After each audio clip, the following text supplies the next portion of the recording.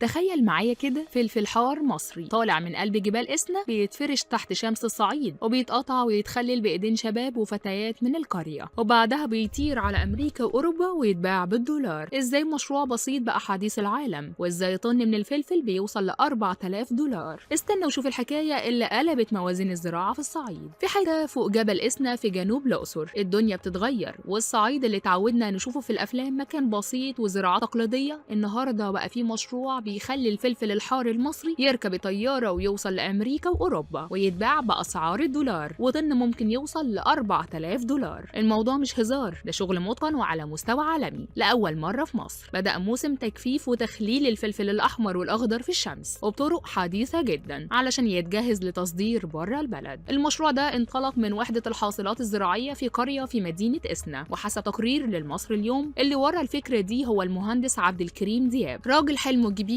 وقرر يحول فكرة صغيرة لمشروع قومي بيفتح بيوت وبيصدر إنتاج مصر للعالم. قال إنهم اتفقوا مع شركات أمريكية وأوروبية على تسليم كميات من الفلفل بعد ما يتجفف ويتخلل على الطريقة المصرية وبشروط عالمية. الشغل اليومي هناك بيبدأ من 8 الصبح لحد 5 المغرب بمشاركة شباب وفتيات من القرية شغالين بإيديهم وقلوبهم، بينضفوا الفلفل يفرزوه حسب اللون أحمر أخضر أصفر، وبعدين يتقطع آليا لشرائح ويتفرش في مناشر مخصوص ليها علشان تتجفف في الشمس. والشمس هناك مش أي شمس، دي نار الصعيد اللي بتدي الفلفل طعم ونكهة مميزة محدش يقدر يقلدها. أما بالنسبة للتخليل فالفلفل بيتنقع في محلول ملحي كام يوم وبعد كده يتفرز ويتقطع ويتعبى في عبوات متقنة جاهزة تسافر لأي دولة في العالم. الجميل في المشروع ده إنه مش بس تجارة أو شغل تصدير وخلاص، لا دي قصة ناس بتحول تراب لذهب. المزارعين نفسهم بقوا جزء من السيستم، بدل ما يزرعوا محاصيل تقليدية ما تتباعش أو تتباع بسعر بسيط بقوا بيتعاقدوا من الأول على زراعة الفلفل بسعر محدد مضمون ومجزي. وزي ما قال واحد من أهالي إسنا، الفلفل بقى محصول استراتيجي لأنواع وألوان وكل نوع لعروة معينة وبيزرعوه في سبتمبر وأكتوبر ومايو. الناس بدأت تسيب الزراعة القديمة اللي ما بتكسبش وتركز على ليه سوق بره. وحسب المصري اليوم المهندس الزراعي أحمد جمال بيأكد إن مراحل المشروع بتبدأ من تجهيز الأرض وزراعة الشتلات، وبعد 40 يوم بيبدأ الحصاد، ومن هنا يبدأ الفلفل رحلته من الأرض للمناشر أو براميل تخليل لحد ما يتغلف ويسافر. تخيل كده طن الفلفل بعد التجفيف ممكن يبقى وزنه طن بحاله بدل 10 طن خام، يعني الجودة بقت مركزة وكل خطوة محسوبة. أمريكا بقت أكبر سوق للفلفل المجفف والمخلل في مصر، ومعاها بلاد زي فرنسا وألمانيا وإيطاليا وكينيا وجنوب أفريقيا، وفي شركات من آسيا والوطن العربي واقفين في طابور مستنيين الإنتاج المصري. اللي بيشتغلوا في المحطة بيتدربوا على أعلى مستوى، من أول وزن المحصول، فرزه، تقطيعه، تجفيفه، لحد تعبئة وتغليف، كله تحت رقابة وجودة عالية جدا علشان المنتج يطلع بأحسن صورة. المهندس عبد الكريم قال جملة تلخص كل اللي بيحصل: مشروع الفلفل مش بس تجارة، ده باب أمل لناس كتير ووجه جديد مشرق للصعيد. وفي الآخر المشروع ده مش مجرد فلفل بيتجفف، ده فكرة بسيطة اتنفذت بعقل وإصرار وخدت الفلاح من تحت ظل النخلة وودته للعالم. فلما تلاقي في يوم ما في سوبر ماركت في باريس أو نيويورك عبوة فلفل مكتوب عليها صنع في مصر من جبال إسنا، اعرف إن وراها حكاية ناس تعبوا واشتغلوا وبنوا نجاح بإيديهم من قلب الشمس.